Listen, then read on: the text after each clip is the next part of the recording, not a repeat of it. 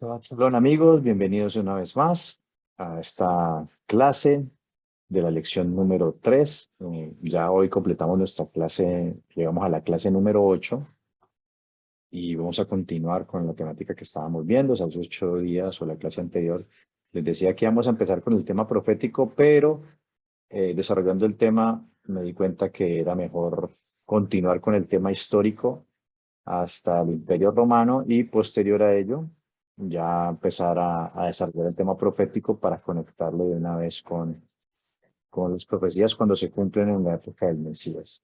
Así que, sin más, vamos a retomar la clase. Voy a compartirles mi pantalla. Y bueno, resumiendo un poco lo que hemos venido viendo para conectarlo con la clase de hoy, sabemos que el reino del norte fue llevado en cautiverio por el imperio asirio, pero que durante todo ese proceso mucha gente de las tribus, sacerdotes, levitas y las demás tribus descendieron, inicialmente por el tema de la idolatría, de Jeroboam, y posteriormente cuando vino el reino de Asiria a llevarlos cautivos, muchos huyeron y hubo un crecimiento demográfico acá. Y también luego en la época del rey Josías de Judá, él celebró una Pascua y muchos descendieron acá ya en pleno, después de la dispersión, como casi 100 años después del cautiverio, muchos de los que estaban aquí descendieron. Es decir, el reino asirio conquistó esta tierra, la anexó a su imperio y la gente que estaba aquí, muchos se fue, muchos los llevaron cautivos, no regresaron, muchos los diseminaron, los regaron en todo el imperio asirio, establecieron una provincia llamada Samaria y ahí se empezó a formar lo que vamos a conocer posteriormente como los samaritanos. Y estábamos viendo la clase pasada que dentro de esos samaritanos había un grupo que eran los Shomrim, que era el remanente, ¿sí? Observadores, guardadores o guardianes, que eran los descendientes de los antiguos israelitas que se habían quedado ahí y que ellos, con el correr del tiempo, ellos, sí, digamos que siguieron guardando la Torá hasta la época del primer siglo, pero con algunas modificaciones que se empezaron a gestar desde la época de Jeroboam, ¿no? Y era que la adoración era en el monte Gerizim, y bueno, otros temas que en algún momento los tocaremos en alguna clase de contexto del primer siglo y de todos estos grupos, pero había un remanente que sí observaban la Torah de acuerdo a como ellos la habían conocido y adoraban al único y verdadero Elohim. Eso se fue desarrollando a partir de estos tiempos y es en esa época del imperio persa donde se le empieza a llamar Shomrim o samaritanos posteriormente, pero también había otro grupo que eran los Shomronim, que eran los samarios que fueron los colonos, aquellas personas que fueron deportadas de otros sitios y fueron a habitar allá. Y ellos venían, conocieron del Dios de Israel, pero lo mezclaban con los dioses que ellos traían. Les decía que en el primer siglo no hay distinción, simplemente se llama samaritanos. Ahí se formó este grupo. ¿Qué otro grupo vemos acá? Vemos que esta casa de Israel finalmente se asimiló en el imperio asirio, prácticamente desapareció, muchos de ellos ya estaban en idolatría, adorando otros dioses y perdieron su identidad, ¿ya? O sea que la casa de Israel como tal, desapareció la casa de Israel como tal. Ya fue quedando el reino de Judá, que sí permaneció con la Torá. Luego, vimos la clase pasada que el imperio babilónico se los llevó a ellos cautivos también, ¿sí? En la época del imperio persa, eh, van a permitir, y que fue lo que vimos la semana pasada, en la época del imperio persa, ellos van a permitir que retornen otra vez a Judea, a Jerusalén, que reconstruyan el templo, de hecho lo reconstruyen, Zorobabel, y vimos que Esdras, Nehemías, y todos ellos van a participar en diferentes tiempos, en estas eh,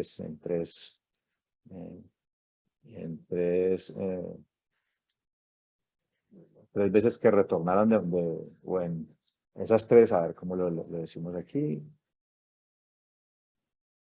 en las tres expediciones, en tres expediciones con Zorobabel, la segunda con Esdras y la tercera con Nehemías.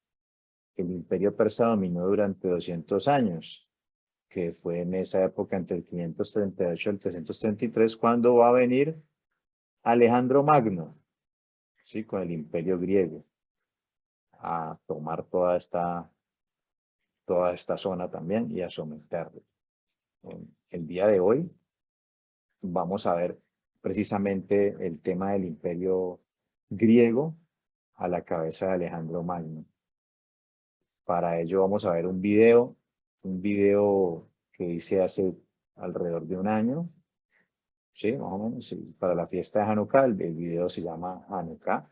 Es una narrativa histórica que hice narrando la historia de qué fue lo que ocurrió cuando vino el imperio griego y dominó todo el territorio de Judea. Ya en esta época, a partir de aquí con los persas, también se van a empezar a conocer como judíos.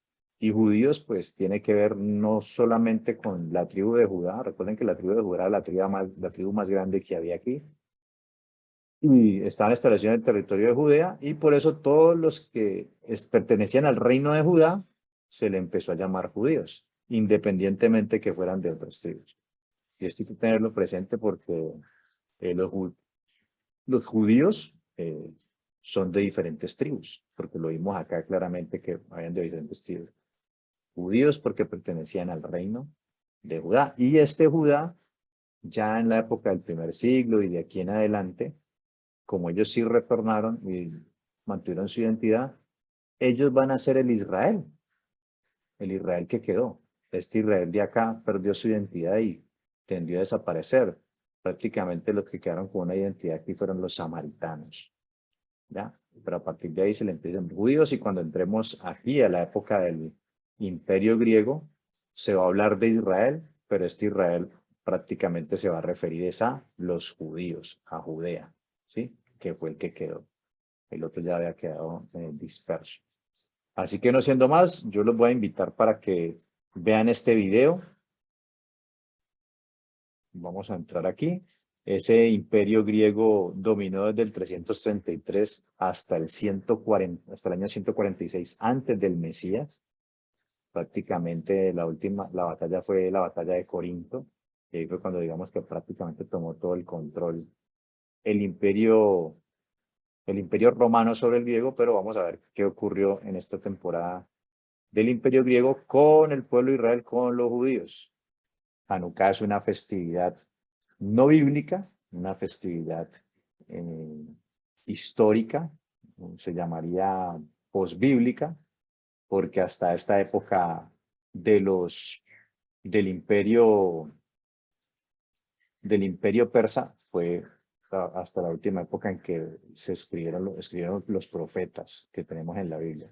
Ya en esa época del imperio griego van a haber otros escritos en griego por algunos judíos también, pero es lo que vas a conocer como libros apócrifos y que sí están dentro del canon, por ejemplo, de los judíos de habla griega y de la Iglesia Católica Romana, que aceptó estos libros. Pero bueno, eso ya es tema de otra historia. Lo que sí es que el libro de los Macabeos nos va a narrar esa historia de lo que ocurrió con el imperio griego y el pueblo de Israel o el reino de Judá.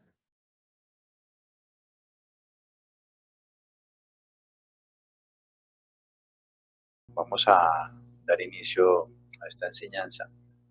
Vamos primero a orar, darle gracias al bendito. Abacados, bendito, toda Rabá por este tiempo que nos has regalado, por este tiempo especial donde podemos conmemorar esta temporada de Hanukkah en honor a ti, Padre Celestial. Permite que esta enseñanza sea de edificación para mis hermanos, que puedan comprender y entender acerca de la historia y de los eventos en los cuales tú has intervenido de manera gloriosa y portentosa, de manera milagrosa, Padre Celestial. Que reconozcan tu mano en sus caminos, Padre. Llénanos con tu Ruaj, que sea derramado en este lugar, que sea guiándonos siempre a toda verdad, y que sea el que coloca la palabra en el corazón de cada uno de nosotros, que no sea palabra de un hombre, sino palabra de tu espíritu dirigida a nuestro espíritu, Padre Celestial. Te lo pedimos En el nombre glorioso de tu Hijo amado, Yehoshua, Mashiach. Amén. Amén. Y bueno, vamos a hacer esta presentación, vamos a hacerlo algunas partes, la mayor parte de manera narrativa. Me voy a apoyar en algunos textos literarios, como el libro histórico de los Macabeos, también algunos textos explicativos de esta fiesta de la tradición judía, una cartilla de Hanukkah. También vamos a estar utilizando el Talmud, en algunas partes, el Brit Hadashah o Nuevo Testamento, también la Torá y algunas citas de pronto de algunos maestros, de algunas interpretaciones y también las interpretaciones propias. Entonces, sin más, bueno, sumerjámonos en esta historia de Hanukkah, que es la historia de los macabeos. A medida que vamos avanzando en esta narración, nos vamos a dar cuenta quiénes eran estos personajes. Bueno, para poder hablar inicialmente de ellos, tenemos que hablar un poco de historia previa antes de estos sucesos, el reino de Israel y su división. Inicialmente hubo 3 reyes en Israel: Saúl, luego le sucedió, su sucesor fue David, y luego el hijo de David, Salomón. Durante ellos 3 hubo un reinado unificado. Israel era un solo pueblo y estaban todas las tribus como un solo reino. Volvemos aquí al lado izquierdo. Este era todo el territorio de Israel. Eso es en el siglo X antes de la era del Mesías. Finalizando ese siglo X, ¿sí?, el reino se dividió en manos de, cuando Salomón murió, el reino se dividió en 2, ¿sí? 10 tribus al norte, que se les conoció como Casa de Israel, ¿sí?, y el reino del sur, que era conocido como Casa de Judá o Reino de Judá, y el del norte también se le llamaba Reino de Israel. A este Reino de Judá, ¿sí?, que su capital era Jerusalén, a raíz de ese nombre Judá fue que se le empezaron a llamar judíos o de Judá. Y a los del tribu se les llamaba Israel. En los relatos bíblicos hay que tener muy presente y muy en cuenta el contexto cuando digan Israel o casa de Israel, o sobre todo Israel, si está refiriendo a la casa de Israel o a Israel, el acá, el unificado, o todo Israel. Pero bueno, este reino se dividió, estuvo dividido, estuvieron peleas entre ellos, los del norte contra los del sur. Finalmente, alrededor del año 700, sí, alrededor del año 722, el imperio asirio viene y conquista las tribus del norte, la casa de Israel, y se los lleva cautivos. Y hay una gran dispersión. Obviamente, cuando suceden este tipo de hechos, hay una gran migración. De acá hubo una gran migración a territorio del sur, o sea, muchos de aquí vinieron a parar acá, al reino del sur. Hubo una gran migración y eso está ratificado por la arqueología, que para esas fechas hubo un gran crecimiento demográfico de hasta el 700%. O sea que muchos de la casa de Israel vinieron a parar acá a la casa de Judá y entraron a formar parte de la casa de Judá. Estos se fueron, se asimilaron entre las naciones, año 722 antes del Mesías, ya se convirtieron en gentiles prácticamente, y lo que prevaleció como Israel, ya el único Israel que había, era la casa de Judá o el reino de Judá, los cuales en el 586 antes del Mesías fueron llevados cautivos por el imperio babilonio, pero ellos, aunque también hubo una dispersión, ellos sí permanecieron, no perdieron su cultura, siguieron guardando la Torá, las costumbres, y en algún momento, 70 años después de ese cautiverio, volvieron a su territorio. Vamos ahora sí a entrar ya al siglo IV, antes del Mesías, siglo IV, 300, algo, y vamos a empezar con la lectura de Primera de Macabeos, que es el libro por excelencia que nos va a ilustrar y nos va a narrar los hechos históricos que ocurrieron en esa época. Y dice así: Alejandro de Macedonia, hijo de Filipo, partió de su país y derrotó a Darío, rey de los persas y los medos, y reinó en su lugar, primeramente fue rey de Grecia, emprendió muchas guerras, se apoderó de ciudades fortificadas, mató a varios reyes de la región, llegó hasta los lugares más apartados de la tierra y saqueó muchas naciones. Después toda la tierra quedó en paz bajo su dominio, y Alejandro se llenó de orgullo y soberbia. Una vez reunió un poderosísimo ejército, sometió provincias, naciones y gobernantes, y los obligó a pagarles tributo. Pero al fin cayó enfermo, y presintiendo que iba a morir, llamó a sus generales más ilustres, que se habían educado con él desde jóvenes, y antes de morir les repartió su reino. Después de un reinado de 12 años, Alejandro murió. Entonces sus generales tomaron el poder, cada uno en su propia región, y tras la muerte de Alejandro fueron coronados como reyes, lo mismo que sus descendientes después de ellos, durante muchos años, y así llenaron la tierra de calamidades. Entonces, vemos aquí en el siglo IV antes de Cristo a Alejandro de Macedonia, más conocido como Alejandro Magno. ¿Sí? Este Alejandro Magno, que vivió del 356 al 323 antes de la era común, con su ejército griego conquistó el cercano oriente, que hasta entonces se encontraba bajo el dominio persa. Anexó de esa forma Judea a sus dominios, y el pueblo de Judá, Israel, el Israel que había en ese momento, vio en esta conquista la salvación a todos los sufrimientos que padecía bajo el dominio del imperio persa hasta ese momento.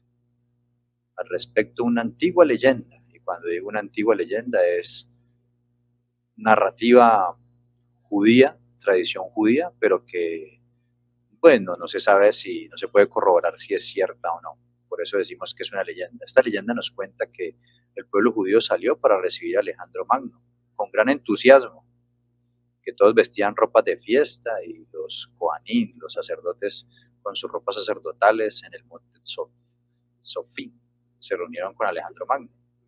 Cuando este conquistador vio a los judíos, se reverenció primero ante el Cohen Hagadol, el sumo sacerdote, y luego ante los judíos allí congregados. En aquella ocasión le preguntaron al rey la razón de su comportamiento, y Alejandro Magno respondió: a ese hombre vestido con esa ropa lo vi en un sueño cuando estaba en Macedonia, y supe que Dios me iba a dar la victoria frente a mi enemigo. Cuando Alejandro y los reyes helénicos que gobernaron tras su muerte, 323 antes de la era común, no interfinieron en la vida de los habitantes de Judea. Ellos lo único que querían era el pago puntual de los impuestos. No les importaba en qué creían y cómo manejaban sus vidas los judíos. Así pues, los habitantes de Judea podían vivir en armonía con el conquistador, manejando su vida como querían. Cuando murió, como lo leímos en Macabeos, cuando murió Alejandro Magno, repartió o dividió el reino, lo repartió a sus a sus cuatro generales, perdón, Seleuco, Casandro, Límaco y Ptolomeo. Y ahí se distribuyeron las tierras y los reinos. Seleuco, ese reino grande que vemos a la derecha, es el que va a estar en el ojo del huracán el día de hoy, y es el que va a participar más en esta historia de los macabeos. El Cohen, y vamos a seguir leyendo, el Cohen Agadol era el líder espiritual. ¿Cómo era este gobierno en Judea? Bueno, encabezado por el sumo sacerdote, siendo el líder espiritual de la época, siendo sus tareas muy diversas. Él era el responsable de todo lo que sucedía en el templo, vigilaba el comportamiento de sus sacerdotes, observaba los sacrificios, cuidaba el orden de la casa, o sea, de todo el monte donde se encontraba el templo, sobre todo en las fiestas de peregrinación, Pesach, Shavuot, Sukkot, ¿sí? Pascua, Pentecostés y tabernáculos. Son en las festividades de Yom Kippur, el mismo Cohen Hagadol se ocupaba de los sacrificios en nombre de todo el pueblo. También se ocupaba del mantenimiento de las murallas y las puertas de la ciudad y de la recaudación de impuestos para el templo y para los gobernantes de turno. Los gobernantes de turno eran los reyes que estaban gobernando, que heredaron los reinados de estos 4 generales. En este caso, el que tenía el mando en el territorio de Judea. El cargo de Cohen Hagadol era hereditario. Cuando leemos la Torá nos damos cuenta que Moisés, ungió el primer sumo sacerdote y lo consagró, que fue Aarón, su hermano. Y del linaje de Aarón era donde provenían los sumos sacerdotes del pueblo de Israel. Junto al Cohen Hagadol funcionaba el Consejo de Ancianos, que vemos aquí. Consejo de Ancianos, que más tarde tomará el nombre del famoso Sanedrín, palabra griega cuyo significado es consejo.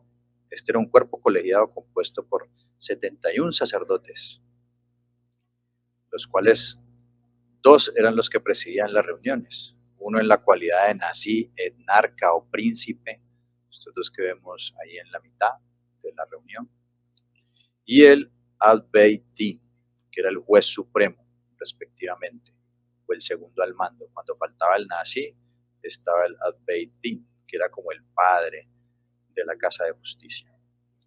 Por su parte, este consejo estaba con la asistencia de 2 escribas y la presencia en sus debates se encontraban también los discípulos, los estudiantes de los sabios, quienes eran eruditos en Torá y en las prácticas de ella misma. Ellos tenían la tarea de velar por la observancia de la Torá y sus mandamientos. El Sanedrín dominaba en todo el territorio de Judea. Frente a algunos casos extremadamente difíciles, en los cuales estos mismos jueces no podían dictaminar, se acudía al Sanedrín. Es decir, ellos nominaban 3 jueces. Si era una comunidad de 120 personas, eran 3 jueces. Era como un pequeño tribunal de justicia, un pequeño Sanedrín, pero si habían situaciones muy difíciles de resolver, iban directamente al Sanedrín. Entonces, frente a algunos de estos casos difíciles, estos jueces si no podían dictaminar, se acudía al Gran Sanedrín y sus miembros establecían la práctica de esa ley. De este modo, el Sanedrín constituía el tribunal de alzada superior en todo el territorio. Las asambleas de Sanedrín se realizaban en el monte del templo, un lugar llamado Lishkat Hagasik, ahí mismo en el templo. Estas asambleas estaban abiertas a todo el público, pero muy poca gente concurría a ellas. En ese tiempo, el Sanedrín se transformó en un colegio de estudios superiores para el estudio de la Torá y sus preceptos. Ahora, cuando llegó el imperio griego a la cabeza de Alejandro Magno y de todos sus sucesores, hubo un choque cultural, había una diferencia cultural, y era la cultura griega con todas sus costumbres, su filosofía, su arquitectura, su vestimenta, su politeísmo, ¿sí? Sus edificios, su teatro, sus gimnasios, estadios, su manera de vestir. Todo eso contrastaba con la cultura judía hebrea. ¿Sí? Las vestimentas de los hebreos eran mucho más recatadas que los griegos eran mucho más libertinos, ¿sí? Hacían sus deportes desnudos, había mucha desnudez, mostrando mucho el cuerpo, y tenía una arquitectura que realmente llamaba la atención y muchos juegos y eventos que llamaban mucho la atención de los de la cultura hebrea. Por su parte, pues el pueblo hebreo estaba consagrado como siervo del Eterno y su eje central era básicamente el templo de Jerusalén. Y pues era un pueblo muy diferente, sería opuesto a la cultura griega. Pero quería tocar algo importante ahí, y es el tema de los gimnasios, porque los gimnasios, tal vez cuando decimos gimnasios, se nos viene a la mente un gimnasio como el que vemos hoy en día, donde algunos asistimos, pero si bien ese concepto o ese gimnasio, pues, su nombre lo indica, nace de ahí de Grecia, el concepto era diferente en su origen. El gimnasio, esa palabra gimnasio se deriva de la palabra gymnos y significa desnudo. Gimnasio es una palabra latina derivada del vocablo griego original que es gimnación, que parece significar el lugar para estar desnudo, el lugar para hacer ejercicio físico. Pero históricamente el gimnasio fue usado para para el ejercicio físico, también como un baño comunal, había ahí donde bañarse, centro de estudios y un punto de reunión para filósofos. Ahí se daba educación integral, en la que se incluían materias para ejercitar tanto el cuerpo como la mente. En el programa había enseñanzas de música, de gramática, lectura, aritmética y obviamente educación física. Mente sana en cuerpo sano. Muchos de estos gimnasios tenían bibliotecas que se podían utilizar después de un baño relajado. Y se practicaban varios deportes como carreras, lanzamiento de discos, salto largo, lucha y también el pugilismo, que es de donde viene el boxeo. El gimnasio fue una sede de escuelas filosóficas y fue aquí donde se formaron las principales tendencias de pensamiento. Todas las ciudades importantes de Grecia tenían su gimnasio, situado en las afueras y junto a algún bosque por lo general. O sea, la cultura griega era muy cautivadora. De hecho, bueno, nosotros somos parte de la cultura griega y herencia de toda esa cultura son pues todos estos lugares, el teatro, el gimnasio, los estadios, la filosofía, todo esto hacía parte de esa cultura que hoy heredamos. En ese momento los deportes se practicaban desnudos, o sea que la desnudez era algo común y diario en la cultura griega, muy distante, muy opuesto de lo que era la cultura hebrea. Entonces ahí empieza a haber un contraste, ¿no? Un contraste definitivamente. Vemos aquí las imágenes del teatro, el estadio, la arquitectura, ¿sí? Algunos lugares emblemáticos de los griegos que se caracterizaban por su arquitectura, y también este es un tipo de gimnasio, ¿sí? Estaban desnudos, practicaban sus deportes, pero a la vez se encontraba ahí, bueno, todo lo que les dije ahora rato de escuelas y demás en los gimnasios. Esta iniciación llegó a Judea. En el capítulo 1 de Macabeos dice lo siguiente, del 10 al 15 dice: Antíoco Epífanes IV y las costumbres paganas en Israel. De esa raíz salió un retoño, es decir, de esos 4 generales tuvieron muchos sucesores que no se metieron para nada con Israel, aparte de cobrarles impuestos, pero de esa raíz, versículo 10, salió un retoño, el malvado Antíoco Epífanes, hijo del rey Antíoco, que había estado como rehén en Roma y empezó a reinar el año 137 de la dominación griega. Por aquel tiempo aparecieron en Israel renegados, que engañaron a muchos diciéndoles: hagamos una alianza con las naciones que nos rodean, porque desde que nos separamos de ellas nos han venido muchas calamidades.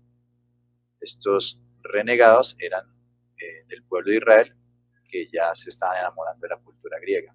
Versículo 12, a algunos del pueblo les gustó esto y se animaron a ir al rey, y éste les dio autorización para seguir las costumbres paganas. Construyeron un gimnasio en Jerusalén, como acostumbraban los paganos. Se hicieron operaciones para ocultar la circuncisión, que entre otras cosas se llama epispasmo. Renegando así del pacto sagrado, se unieron a los paganos y se vendieron a practicar el mal. Esa helenización llegó definitivamente a Judea. Los habitantes de Judea vivían bajo las normas de la Torá. La mayoría de judíos de esa época eran campesinos que vivían en granjas y no tenían contacto con extranjeros y no conocían esa cultura griega. Pero ¿quiénes fueron los primeros que cayeron bajo la influencia de esa cultura griega?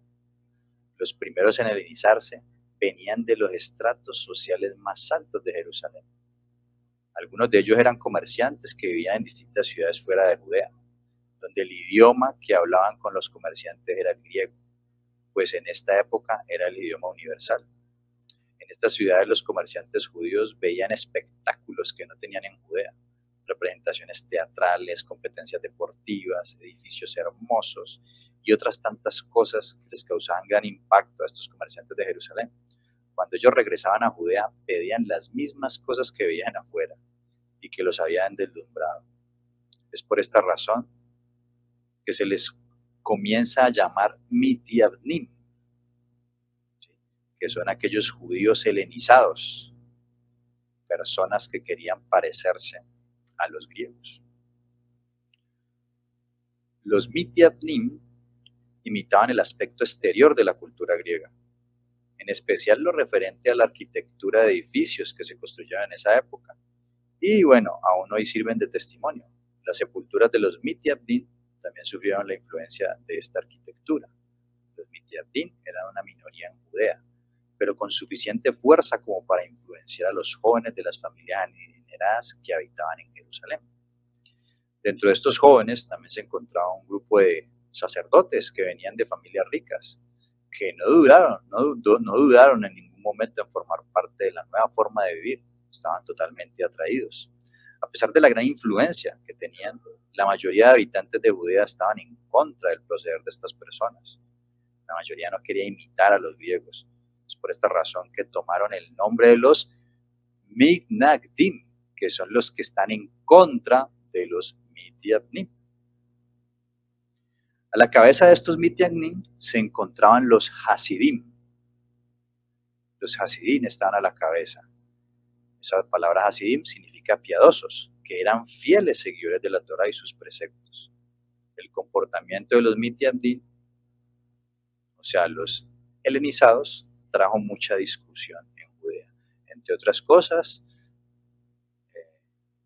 de estos Midianim es donde van a emerger los famosos saduceos. Y de los Hasidim es donde van a surgir los perushim o fariseos y los esenios. Ya después, en el siglo III antes del Mashiach, Antíoco Epífanes, cuarto aliado de los Midianim. Durante muchos años no se entrometieron los reyes extranjeros en las peleas de los Midianim y los Hasidim. Entraban en peleas en Judea. Pero esto cambió cuando asume el gobierno Antíoco IV Epífanes, cuando heredó de su padre un imperio gigante. Él era un hombre extraño, le encantaba participar en las cursilerías del pueblo, desnudarse, y al mismo tiempo les ordenaba que lo respetaran como el maestro de todos ellos. Él ayudó a los Midianim en todo su reinado, se alió con ellos. Los Midianim de Jerusalén se valieron del apoyo de Antíoco para adueñarse del más alto puesto al que un Cohen podía aspirar, el Cohen Hagadol, el sumo sacerdote. Es decir, pasó de ser un puesto hereditario a ser ya un puesto establecido por un rey extranjero. Es decir, se adulteró el mandato del Eterno. Ya no era por linaje, sino porque un rey pagano lo colocara en ese lugar. En esta época el Cohen Gadol en Jerusalén era Johanán, conocido como Onio.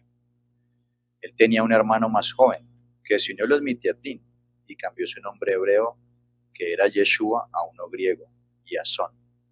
Los Midianim fueron donde Antíoco y le pidieron que designara a Yasón como Cohen Gadol en lugar de su hermano. Ellos le prometieron al rey una suma importante de dinero cuando el rey cumpla con el pedido.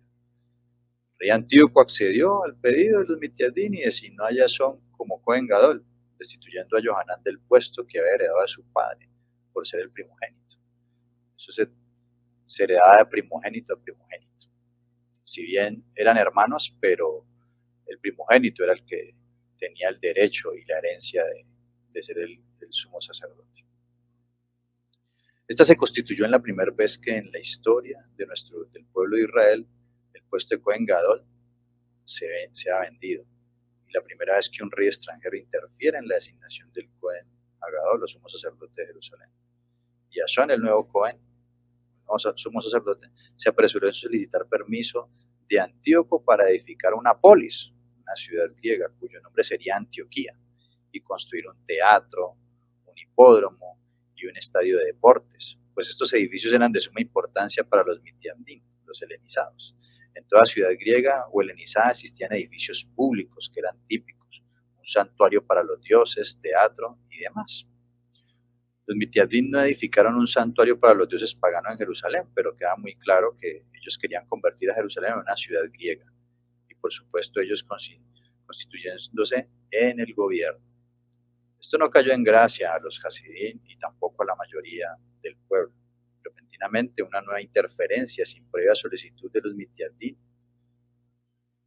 Antíocos nuevamente designa un nuevo Cohen, pero esta vez no era de la casta de los Coanín, sino de Israel común. Es decir, Antíoco traicionó a los mitiandín y colocó a un israelita regular, que no era ni de la tribu de Leví ni descendiente de Aarón, como sumo sacerdote. Su nombre era Menelaos.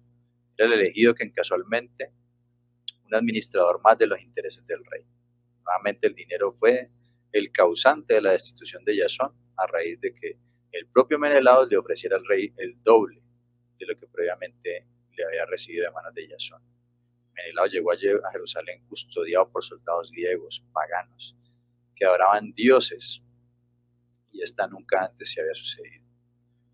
Estos acontecimientos trajeron tensión sobre Jerusalén y llevó una revuelta en contra de Menelaos. A la cabeza de la revuelta se encontraban los Hasidín y la mayoría del pueblo los apoyó incondicionalmente.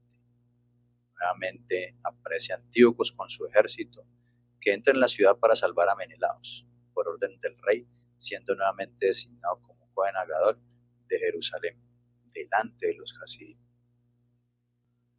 El saqueo del templo. El rey Antíocos, antes de leer allá en el texto que está proyectado, el rey Antíocos quería asegurar el gobierno de los mitiandín en Jerusalén, y es por eso que decide doblegar la fuerza sobre los Hasidín. Antíoco sabía que se enfrentaba a un gran desafío, pues la mayoría del pueblo apoyaba a los Hasidín. Por distintas causas. El pueblo quería vivir bajo las normas de la Torá y los Hasidín eran la cabeza del pueblo, por su sapiencia y observancia, que los hacían merecedores de tal respeto y apoyo. Antíoco pensó que si los desprestigiaba y los debilitaba, se fortalecería con esto el gobierno de los mitiandín, de los helenizados. Para su finalidad, Antíoco publicó un edicto de carácter obligatorio para todos los habitantes judíos de Judea. El libro de Macabeos nos cuenta este edicto. Vamos a leer aquí estos párrafos, donde vamos a ir viendo cómo se van desarrollando estos sucesos en el relato de los Macabeos. Dice en Macabeos 1:16, al ver a Antíoco que su reino estaba firme, decidió apoderarse de Egipto para ser rey de los dos países.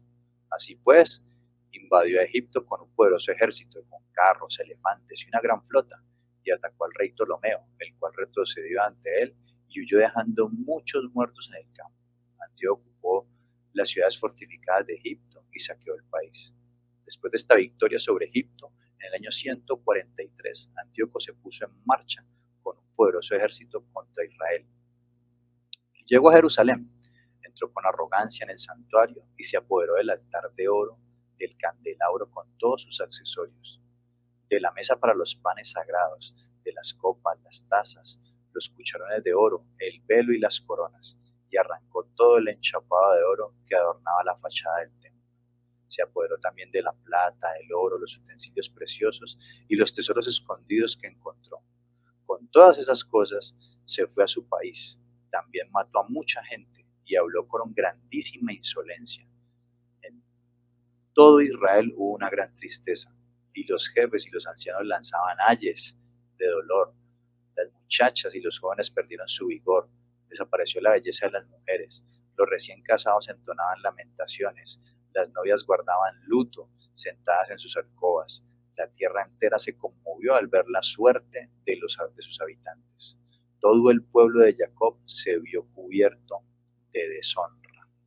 2 años más tarde, el rey envió a las ciudades de Judea a un funcionario encargado de cobrar los impuestos, el cual llegó a Jerusalén con un poderoso ejército. Con intención de engañar a los habitantes les habló en son de paz, y ellos le creyeron, pero de repente se lanzó sobre la ciudad, descargó contra ella un terrible golpe matando a muchos israelitas, y después de saquearla, la incendió y destruyó las casas y la muralla que la rodeaba.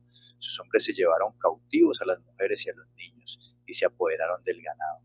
Alrededor de la ciudad de David, construyeron una muralla alta y fuerte, con torres fortificadas, y la convirtieron en ciudadela.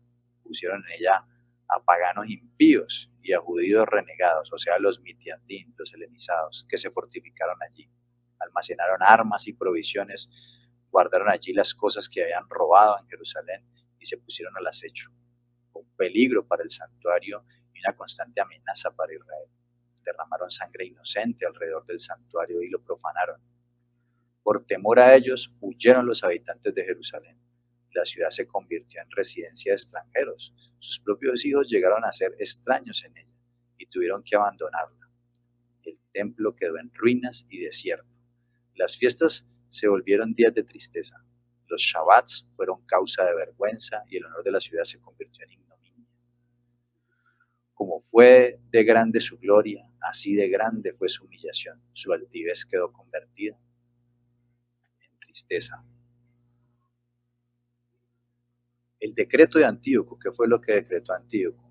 Antíoco decreta en contra de la Torá y las costumbres. Macabeos 1:41 dice: el rey publicó entonces en todo su reino un decreto que ordenaba a todos formar un solo pueblo, es decir, una sola cultura. Todas las demás naciones obedecieron la orden del rey. Incluso muchos israelitas adoptaron la religión del rey. Ofrecieron sacrificios a los ídolos y profanaron el Shabbat.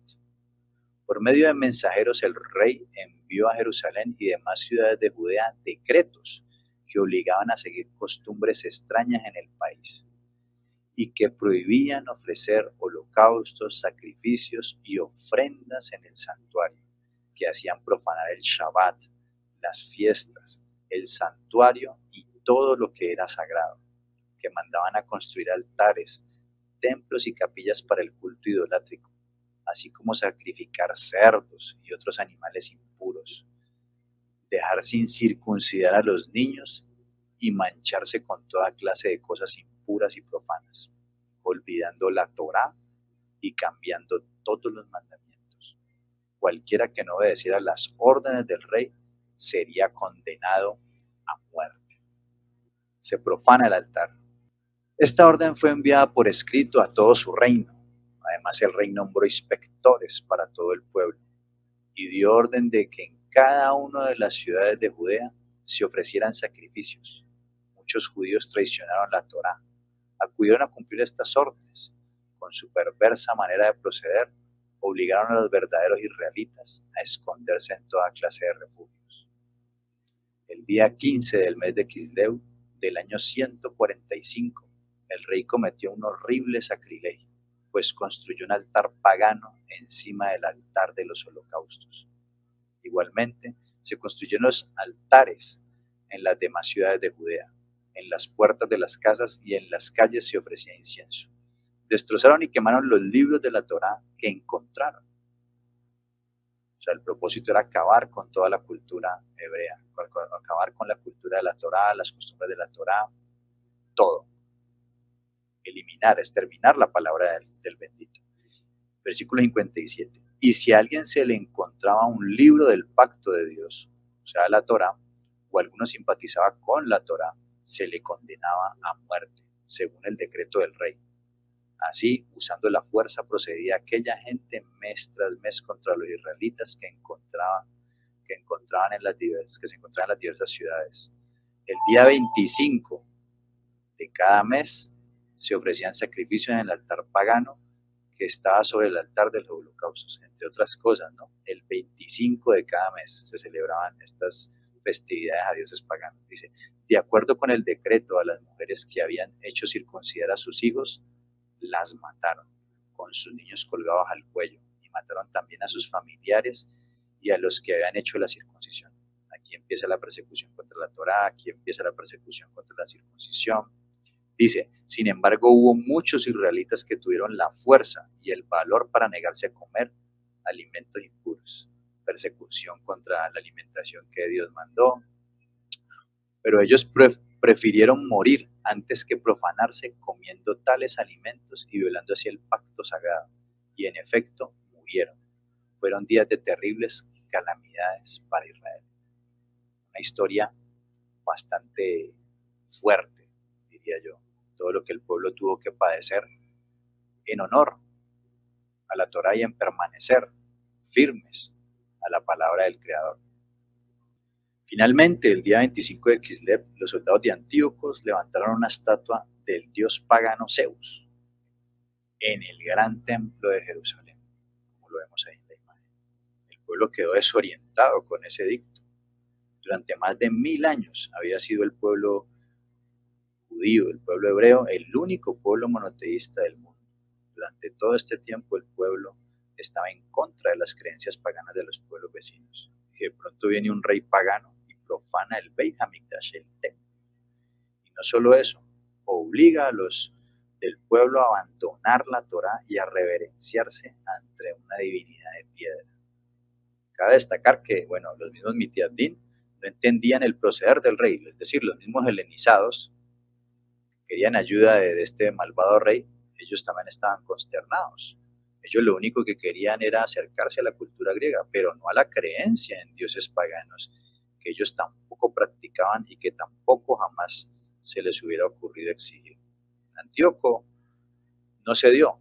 Él envió un grupo de soldados con una estatua de un dios pagano por toda Judea para que se cumpla su orden. Los soldados llevaron esa estatua de aldea en aldea. En cada una de estas aldeas los soldados reunían al pueblo frente a ella y les leían la nueva orden del rey, obligándolos luego a cumplirla. La mayoría de los habitantes de Judea se negaban a cumplir con esa orden, a pesar de todas las amenazas, que en algunas aldeas no fueron solamente amenazas, sino que hubo también violencia física y hasta masacres de aldeas enteras por no respetar la voluntad del rey. Pero a pesar de todo, el pueblo seguía negándose. Hay muchas historias y pueden leerlas, si se leen el libro de los Macabeos las van a encontrar, historias desgarradoras. Distintas historias han sido contadas de generación en generación. La que se transformó en un símbolo fue la de la madre y sus 7 hijos. Según esta, se nos cuenta que los soldados quisieron obligar a los hijos de esta señora, desde el más grande hasta el más pequeño, a reverenciarse frente a la estatua. Y uno por uno fueron torturados, desmembrados, mutilados. Fueron matándolos, ya que ninguno de ellos accedió al pedido a pesar de las torturas. Y ellos decían que hay un solo Elohim, y sabiendo que los esperaba la muerte, santificaban el nombre de Elohim. La madre vio morir a estos 7 hijos y luego ella también fue asesinada. Muchos de los judíos hicieron exactamente lo mismo. Antes de morir, santificaban el nombre del Eterno. La señal, estalla la rebelión. La señal de la rebelión fue dada en Modi'im. Modi'im era una pequeña aldea, vecina de una de las colinas occidentales de los montes de Judea. En un principio los soldados de Antíoco no habían llegado a esta aldea, pero un buen día también se presentaban allí. Cuando los soldados se aproximaban, suponían que todo iba a ocurrir de la misma manera como ocurría en las otras aldeas, sin ningún problema. La pequeña aldea se veía silenciosa, rodeada de campos, viñedos y árboles frutales. La mayoría de los habitantes se encontraban en sus hogares y los soldados del rey entraron sin ningún tipo de oposición. Comenzaron los soldados a hacer lo acostumbrado en cada aldea. Llegaron al centro de la misma, colocaron la estatua del dios pagano y luego ordenaron a los habitantes del lugar reunirse frente a aquella divinidad. Cuando todos ya estaban allí juntos, uno de los comandantes le ordenó arrodillarse frente a la estatua, tal y como Antíoco había ordenado. Ninguno se movió. El comandante, viendo lo que sucedía, se aproximó a Matatías, o Matitiahu, el cohen más anciano de Modiim, y le leyó en voz alta. ¿Qué le leyó en voz alta? Dice: tú eres la persona más prestigiosa y grande de este lugar. Deben hacer lo que el rey les ha ordenado, como lo han hecho todos los pueblos. Con pánico se dirigieron las miradas al cohen, preocupados de que de pronto lo iban a matar. Pero él no dudó en contestar en voz alta al comandante de los soldados: a pesar de que todos los pueblos escuchen y obedezcan lo ordenado por el rey, ni yo, ni mis hijos, ni mis hermanos escucharemos su voz, porque seguiremos con el pacto de nuestros patriarcas e iremos con la Torá de nuestro Elohim. Eso está en 1 de Macabeos 2, 17 al 21. El pueblo se preguntaba: ¿qué pasará ahora si se atreven a tocar al cohen? De pronto entre la multitud salió un hombre, se dirigió a la estatua y delante de todos se disponía a ofrendarle un sacrificio. Inmediatamente se lanzó Matitiahu sobre el hombre, sacó un puñal que tenía escondido entre las ropas y lo mató. Antes de que los soldados del rey pudieran reaccionar, el pueblo se abalanzó contra ellos y les dieron muerte y destruyeron aquella estatua. Luego solo se oyó la voz de Matitiahu: todo aquel que quiera seguir a la Torá, venga conmigo. Matitiahu se dirigió junto con sus 5 hijos, Johanán, Shimón, Yehudá y Eliezer, y Jonatán, a las montañas. Todos los hombres de la aldea se reunieron, dejando atrás la aldea en donde nacieron y crecieron, y se ocultaron en las cuevas del monte Efraín, en el centro de Judea. Con esto comenzó la rebelión en Modim. Pero cabe una pregunta: ¿cómo podrían enfrentarse los hombres de Modim al ejército de Antíoco?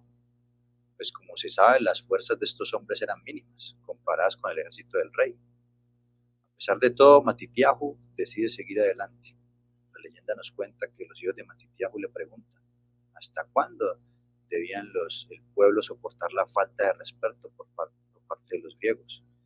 Al no poder dar una respuesta, decide tomar un paseo por las montañas y allí sentado observa cómo un pajarito pequeño que está alimentando a sus pichones sufre el ataque de un águila. El pajarito defiende a sus hijos y el águila abandona el nido.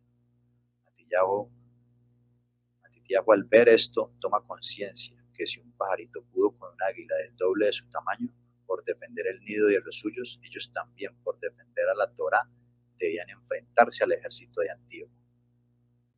Empieza la rebelión de los macabeos. Yehudá Maccabi, líder de los rebeldes. Matitiahu llevó a las cuevas de los alrededores a los habitantes de Modim, pero la vida en las cuevas lo debilitó y se dio cuenta que su muerte estaba próxima.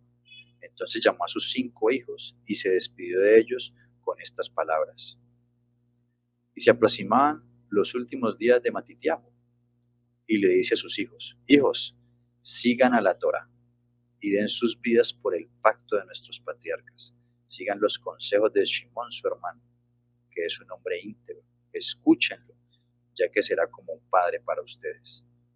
Y Yehudá Maccabi, esa palabra Maccabi significa martillo, Yehuda el martillo. Héroe desde su juventud, será su ministro de defensa para la guerra del pueblo.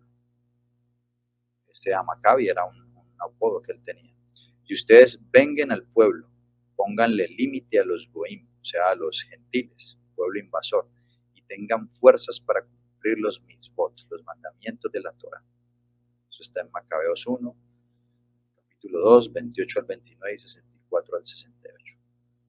Finalmente muere Matitiahu y Yehudá Maccabi es elegido como general de los ejércitos rebeldes. Fue el sucesor de su padre. Como gran estrategia, estratega que era Yehuda, sabía que no iba a poder vencer el ejército de Antíocos, claramente, en un enfrentamiento en pleno día. Es por eso que decide actuar por las noches. Por las mañanas permanecían ocultos en las cuevas y por las noches salían y actuaban. Por las noches ellos iban de aldea en aldea y en cada una interferían en contra del edicto del rey. Destruían todas sus estatuas, volvían a circuncidar los niños y alentaban a todos los habitantes a no tener miedo y a seguir firmemente la Torá. Cuando los soldados de Yehuda se encontraban con soldados del rey, los mataban y se quedaban con las armas. Los soldados del rey no podían con Yehuda a Maccabi y sus hombres. Por las mañanas Yehuda y su gente se mantenían ocultos y los soldados del rey gobernaban, pero por las noches Yehuda a Maccabi era el que gobernaba y los soldados del rey se resguardaban. Un día Yehudá se entera que el comandante de Antíocos, Apolonio, iba a trasladar un regimiento de soldados desde Samaria a Jerusalén. En ese preciso momento decide atacar a ese regimiento de soldados en pleno día durante ese traslado. Como Yehudá conocía el camino a Samaria, a Jerusalén, los interceptó y empezó a atacarlos. ¿Sí? Lentamente todos los soldados se dirigieron a la llanura, los soldados de Antíoco, de Apolonio, del comandante Apolonio, sin tener ni la más mínima sospecha de que se encontraban escondidos en ese camino. Yehudá Maccabi entonces dio la señal para que sus hombres lo ataquen. Inmediatamente salieron sus hombres de sus escondites, comenzaron a lanzarles a los soldados flechas que ellos mismos habían elaborado, y piedras y demás. Los soldados quedaron muy asustados y no alcanzaron a tomar sus armas para defenderse. Muchos fueron heridos. Los rebeldes de Yehuda se infiltraron en las filas de los soldados que estaban desorientados. De repente se escuchó una voz: Apolonio está muerto, nuestro comandante está muerto. Los soldados del rey estaban atemorizados y en pocos segundos se convirtieron los soldados en hombres totalmente descontrolados. Muchos huyeron lanzando sus armas en el camino para aligerar su vida. Otros fueron heridos. Era la primera vez que se atacaba un contingente completo de soldados del rey y por la mañana. Y gracias a este ataque pudieron acceder a armas más sofisticadas que utilizarían luego en otras batallas. El triunfo de Yehuda Maccabi despertó la ira de Antíoco, que no estaba dispuesto a cancelar su edicto, que llevó a Judea en su levantamiento. En su lugar envió más tropas para redimir todas las fuerzas de los habitantes de Judea que se negaban a cumplir este edicto. Para lograr su objetivo, envió a Israel un gran ejército comandado por el triunfante general Georgias en el 164 antes del Mesías. En el libro de los Macabeos se relata, en el capítulo 3, en el 1 Macabeos capítulo 3, del 34 al 36, cortar desde la raíz y exterminar a Israel y borrar cualquier rastro de ellos en el lugar, y para que nadie los recuerde, asentar gente extranjera en todas las fronteras y repartirse por medio de sorteo la tierra conquistada. Georgias entró a Judea a la cabeza de un ejército compuesto por 20.000 soldados y 5.000 hombres de caballería. Condujo a su ejército hasta Emaús, que se encuentra en el valle de Ayalón, y allí levantó su campamento. El ejército de Georgias provocaba pánico en el ejército de Yehuda Maccabi, que solamente eran 3.000, que contaban solo con las armas que le habían quitado al ejército que habían derrotado anteriormente. ¿Qué podían hacer los hombres de Yehuda frente a este gran ejército? Yehuda Maccabi decide alentar a sus combatientes. Mandó a pedir una Torá y reunió a todos sus hombres a su alrededor. Y allí mismo todos sus hombres hicieron tefilá, oración, y pidieron a Elohim su protección frente a sus enemigos.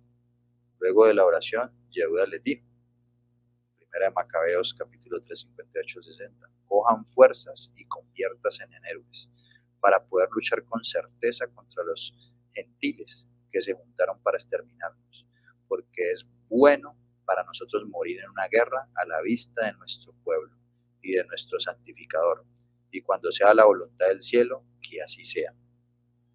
Esta oración y las palabras de Yehuda les devolvieron a los rebeldes algo de confianza, más confianza, pero aún no sabían cómo iban a poder vencer a este gran ejército. Mientras tanto, Georgias y su ejército se encontraban en su campamento al lado de Maús. Yehuda Maccabi decide levantar su campamento en Mizpe, en la cima de la montaña. Finalmente llegó el momento y Georgias decide comenzar con la batalla. Georgias abandona su campamento por la noche y se lleva un cuarto de sus soldados hacia el campamento de Yehuda. Su intención era atacar por sorpresa a Yehuda en la noche. Pero Yehuda se entera de esta maniobra de Georgias.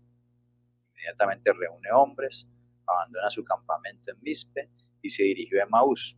Y así en el momento que los soldados de Georgias iban camino a Mizpe, Yehuda iba camino a Emaús. En penumbras llega Yehuda y sus hombres al límite del campamento de Georgias, al lado de Emaús. Nadie los oyó llegar y nadie imaginó su llegada. Cuando amaneció, Yehuda y sus hombres atacaban el campamento griego. Los soldados sorprendidos y Georgias no se encontraban allí. Los soldados aterrados se fugaron del campamento. Ese día fueron muertos alrededor de unos 3.000 soldados del rey y grandes cantidades de armas pasaron a manos de Yehuda y sus hombres. Y cuando regresó Georgias con sus hombres al campamento, luego de su difícil travesía en las montañas, los soldados se sumaron a la fuga. Así Yehuda Maccabi y sus 3.000 soldados vencidos al ejército de Antíocos. Luego de esta batalla, Yehuda Maccabi llevó a sus hombres a Jerusalén. Purificación y Hanukkah. Con gran alegría acompañó el pueblo a los seguidores de Yehuda Maccabi. Cuando estos ingresaron a Jerusalén recientemente liberada, ellos se dirigieron al Har Habayit, al monte de la casa. Así era un nombre también que se le asignaba al templo, donde estaba el templo, el Beit HaMikdash, el monte de la casa, el monte, y ahí se encontraba el templo. Pero esa alegría duró muy poco, pues al llegar al templo encontraron. ¿Qué encontraron allí? Dice, y cuando vieron el Mikdash en ruinas y el altar profanado y los portones quemados, y en el patio del Mikdash hierbas crecidas, los luchadores estallaron en llanto, se rasgaron las vestiduras en señal de duelo, se retiraron al suelo y gritaron al cielo. Eso está en Primera de Macabeos, capítulo 4, versículos del 38 al 40. Cuando pasó la primera impresión, Yehuda Maccabi ordenó a sus hombres comenzar con la purificación del Beit HaMikdash. Ellos rompieron las estatuas de los dioses paganos y las botaron. Construyeron un nuevo altar y trajeron nuevos elementos de decoración. Purificaron el santuario del sumo sacerdote, limpiaron el patio y todo lo demás del templo. Hanukkah Mizbeach. ¿Cómo podemos traducir Hanukkah Mizbeach? Dedicación del altar o instrucción o doctrina del altar. Y ya vamos a ver por qué. El día 25 de Kislev, el mismo día, pero 3 años después que los soldados de Antíocos profanasen el Beit HaMikdash, o sea, el templo en el 164 antes del Mesías, se renovaron en él la ofrenda de sacrificios, según consta en el libro de los Macabeos. Vamos a leer el libro de Macabeos, capítulo 4, el versículo 52 al 59.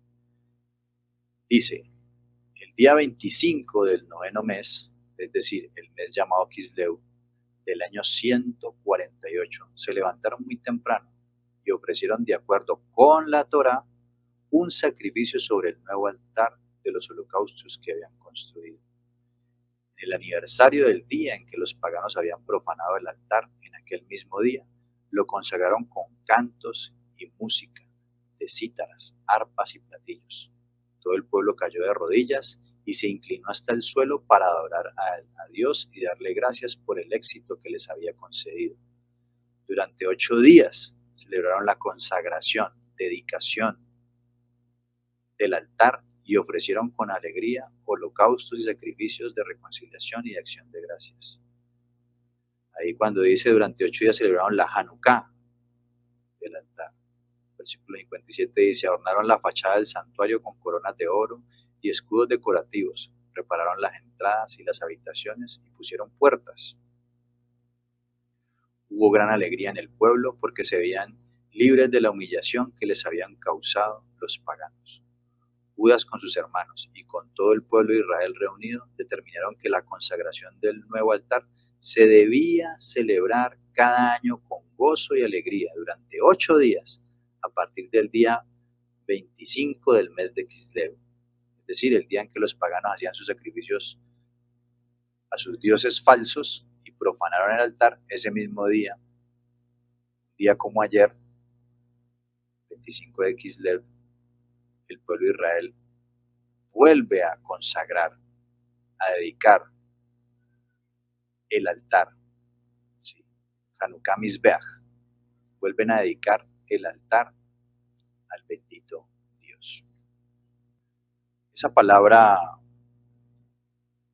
Hanukkah, que traduje en la página anterior como dedicación y doctrina del altar, la palabra en el diccionario Strong, la palabra hebrea, y se traduce, dice que viene de, su raíz es la 2596, y bueno, es iniciación, es decir, consagración, dedicación, pero su raíz primaria, ¿sí?, que es la palabra Hanaj, 2596 de Strong, ¿sí?, significa estrechar, figurativamente iniciar o disciplinar.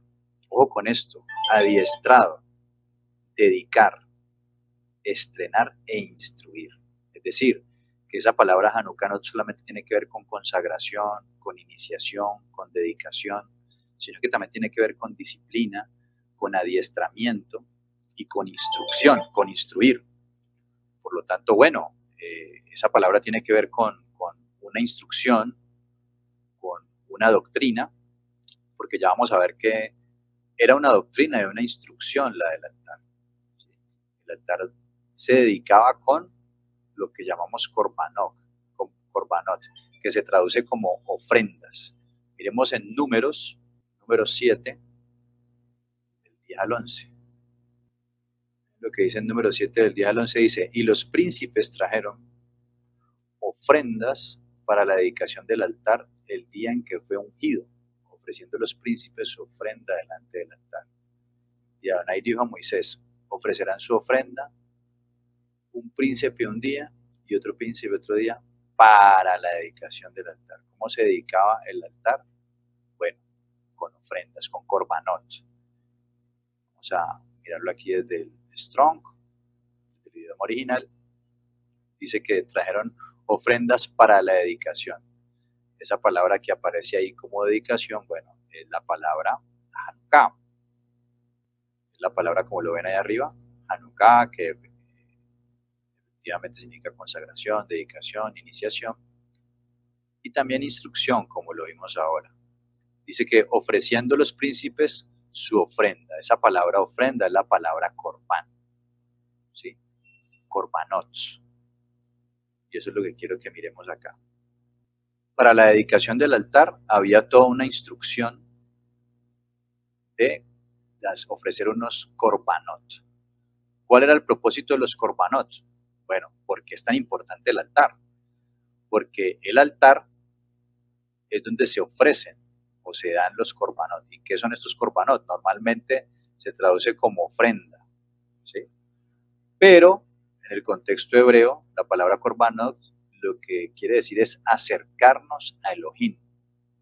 Nos permite acercarnos a la santidad de Él y poder estar delante de Él, ¿sí? El mismo Eterno, eso fue una instrucción y una doctrina establecida por Él, más allá de una sola dedicación.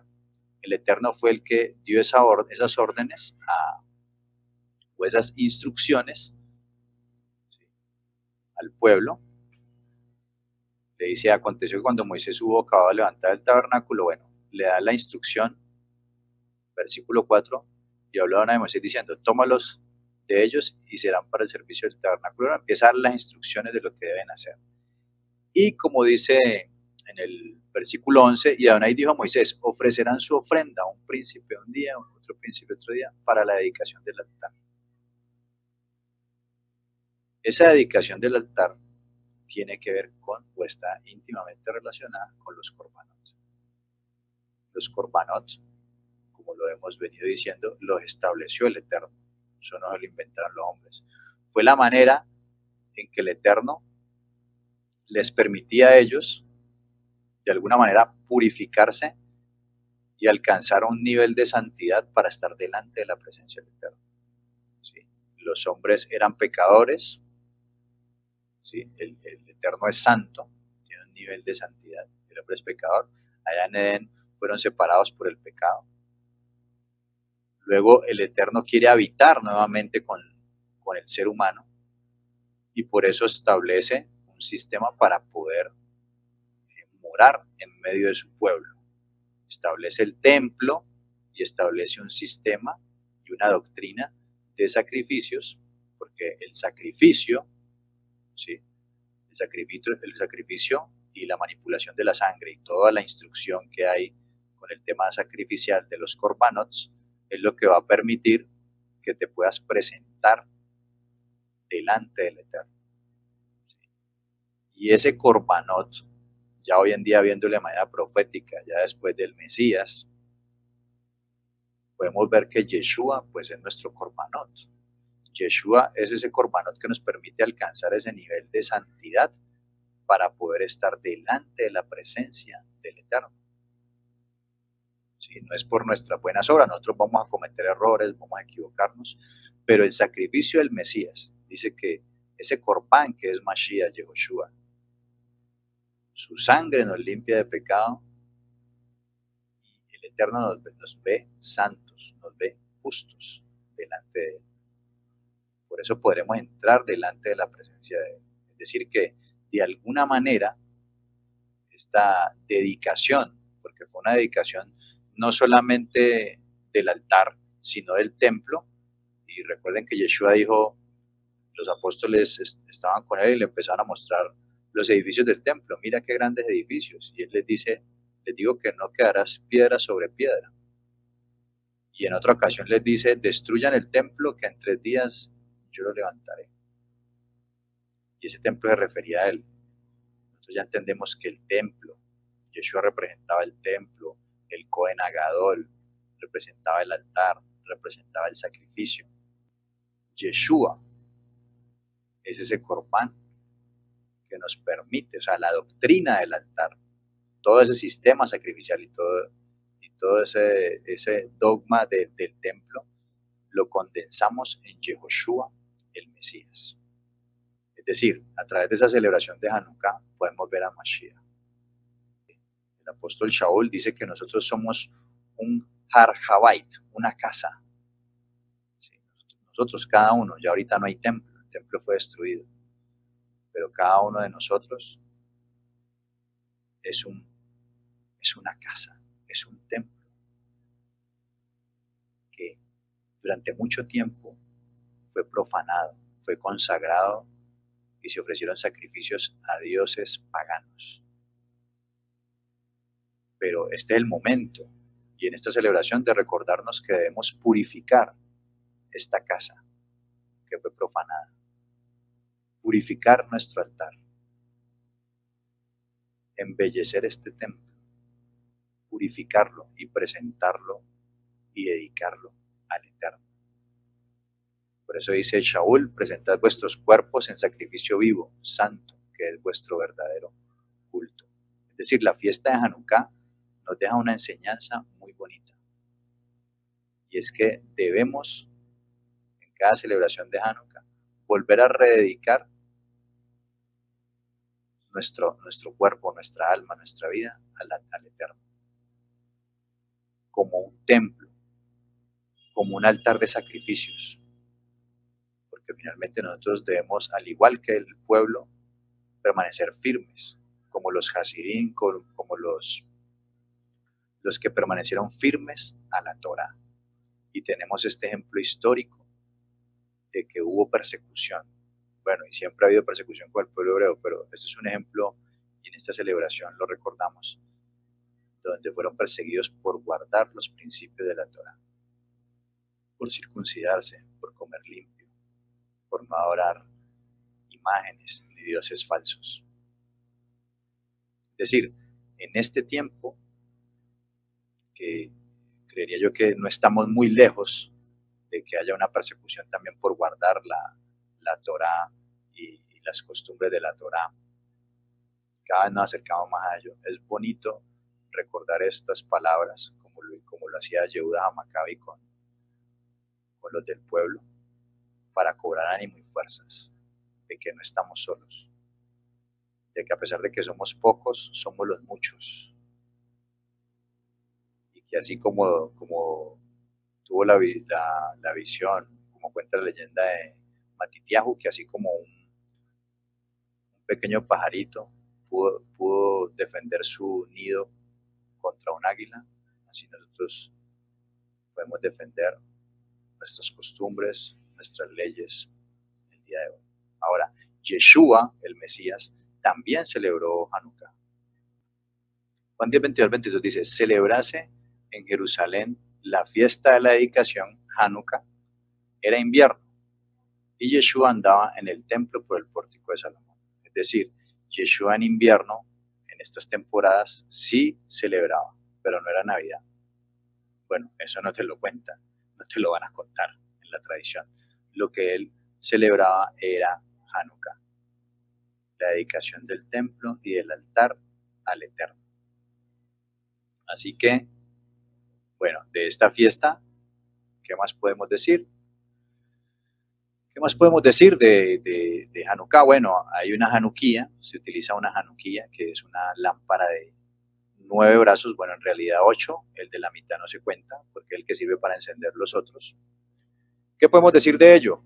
Bueno, algunos tienen controversia con ese tema, que esa no es la lámpara que Dios mandó a hacer, que eso es pagano. Bueno, lo que sí es cierto es que, de acuerdo a lo que dice el Talmud, bueno, es una tradición rabínica, ya hay testimonio de Flavio Josefo, un historiador judío del primer siglo, que nos dice que ya en aquel entonces esa fiesta también era conocida como Hag Haurim, que significa la fiesta de las luminarias. ¿Cómo se hacía? No se sabe. Pero en esa época era claro que no había Hanukkah. Hanukkah ya fue varios siglos después que fue introducido, pero miremos una cita del Talmud donde habla acerca de ello. Dice, Hanukkah no es una festividad de origen bíblico, porque no es un muedi ordenado por el Eterno, claramente. En Levítico Vayikra 23. Dice, la historia de lo ocurrido en Hanukkah la encontramos en los libros de los Macabeos Unidos, que son libros apócrifos, que no han sido incluidos en la canonización de la Biblia hebrea por los sabios. De hecho, la indicación de la observancia de Hanukkah la encontramos en la Gemara, que es un texto de sabiduría rabínica elaborado entre los 200 y 500 años de nuestra era, o sea, siglo II y V después del Mesías. Los rabinos del Talmud se preguntaron, ¿qué es Hanukkah? Y respondieron, el 25 de Kislev comienzan los días de Hanukkah. Son 8 días en los que está prohibido afligirse y ayunar. Cuando los seleucidas entraron en el Beit Hamikdash, profanaron todo el aceite almacenado allí. Luego que los asmoneos establecieron su poderío, buscaron y encontraron una vasija de aceite con el sello del Cohen Gadol intacto, o sea, del sumo sacerdote. Pero solo había aceite suficiente para un día. Ocurrió un milagro y el aceite duró 8 días, tiempo suficiente para que pudieran fabricar aceite nuevo y así mantener encendido el fuego eterno de la menorá. Al año siguiente señalaron esos días como festivos, con el recitado del Halel, Shabbat 21b. Esta explicación es importante, no solamente porque lo que dice, sino también por lo que omite. Esto aclara de manera notoria que Hanukkah no es una celebración de una victoria en el sentido usual. Hanukkah proclama un milagro divino, no un triunfo humano. Valor de determinación y la capacidad de resistencia militar siempre fueron características del pueblo. Este es el milagro de Hanukkah, el milagro que fija, corrobora y eterniza todos los demás milagros. De aquí proviene el segundo nombre, Hanukkah Hag Haurim, fiesta de las luminarias. Y es por este milagro que encendemos nuestras Hanukkiot cada noche durante los 8 días de Hanukkah. Hanukkah es una historia de milagros, el milagro de un grupo de campesinos luchando contra un ejército organizado. sin más armas que el saber que la alternativa es la victoria o la destrucción total del pueblo. También tenemos el milagro del triunfo de los pocos contra los muchos, los débiles contra los poderosos, los piadosos contra los impíos. Finalmente, el último milagro, el del restablecimiento de la soberanía del pueblo. Pero la victoria militar fue efímera. Con el tiempo, y si ustedes leen todo el texto de Macabeo, se van a dar cuenta que con el tiempo los nietos de aquellos hombres guerreros se helenizaron y apenas 200 años después el templo fue destruido y la nación judía se dispersó. Sin embargo, los rabinos que escribieron la Gemara, y que esa Gemara fue escrita después del Mesías, como ya lo vimos, en el 200 y en el siglo 2 y 5 después del Mesías, ellos quisieron fijar y reforzar la festividad. Ellos querían que los valores de Hanukkah no se perdieran, que adquirieran una trascendencia eterna, más allá de las vicisitudes históricas. Por eso le agregaron un contenido más espiritual y duradero, el milagro del aceite. Es decir, el milagro del aceite pues es una historia para embellecer la celebración de Hanukkah, porque pues no les parece bien a ellos celebrar un triunfo donde hubo muchas muertes, pero quisieron embellecer la festividad y digamos que se centrara en el milagro. No en el milagro, no tanto en el milagro de que, bueno, sí, pues que el milagro que Dios hizo, que fue el real, que Dios a unos pocos los ayudó a vencer a los muchos. Prevaleció la cultura de la Torá, sino eternizar la idea del aceite, de la lámpara. El Eterno ordenó que la lámpara debía estar encendida siempre, pero la lámpara no se encendía como se enciende la menorá, que la menorá la encienden. El primer día encienden, esta luz siempre está prendida y esta es la que prende las demás. El primer día se prende esta y una. El segundo día esta y estas dos. El tercer día esa y esas tres y luego así y así sucesivamente los 8 días. La menorá tenía que estar prendida todos los días. Todas las lámparas, no una un día, otra otro. Entonces, pues todo esto es tradición rabínica, embellece el mandamiento. Si alguno lo quiere hacer, pues no le veo nada de malo. Si no lo quiere hacer, tampoco le veo nada de malo. No es un mandamiento. La fiesta, si la quieren celebrar, pues no es un mandamiento de la Torá. No es obligación celebrarla. El que la quiere la celebra, el que no, no. Pero sí me parece que es una fiesta nacional que, como hemos visto, podemos encontrar el sentido profético también con el Mashiach y hace parte de la identidad del pueblo, porque el Israel de ese momento era Judá. Las tribus del norte ya estaban dispersadas en las naciones. Entonces el Israel de ese momento era Judá, el que nos representaba a todos. Era el Israel, que estaba compuesto por Judá, Benjamín y las demás tribus que se dispersaron y que vinieron inmigrantes de cuando se dividió el reino y fue ocupado por los asirios. Entonces, ese Judá, judíos, representa a toda la nación de Israel. Era el Israel de ese momento, nos representa a todos, ahora que somos injertados al pueblo. Por lo tanto, es una fiesta que me parece a mí que sí deberíamos tenerla en cuenta, conmemorarla, si quieres celebrarla lo puedes hacer, porque finalmente, si analizamos la historia, es una fiesta que incluso tiene connotaciones mundiales, porque el objetivo tenía que ver preservar la propia identidad del pueblo y salvaguardar la posibilidad de que Israel continuara con la misión que Dios le ha encomendado. O sea, es una fiesta que es una fiesta de liberación, o sea, de libertad, ¿sí? Glorifica el derecho a la libertad cultural de todos los pueblos, ¿sí? La cuestión aquí es una verdadera, la verdad en cuestiones no fue el derecho de que los del pueblo a ser como los demás, sino el derecho a ser diferentes de los demás. Si no, en este momento, si no hubiera ocurrido eso, hoy en día no habría ni Torah, porque iban a destruir todos los libros de la Torah, no habría ni Torah, no habría ni Judá, Judá se había asimilado también, como asimilado la casa de Israel, no habría ni Mashiach, no habría templo, no habría nada, seríamos todos paganos, seríamos todos griegos completamente adorando al sol, la luna, las estrellas. No habría cristianismo, raíces hebreas, judaísmo, no había nada de eso.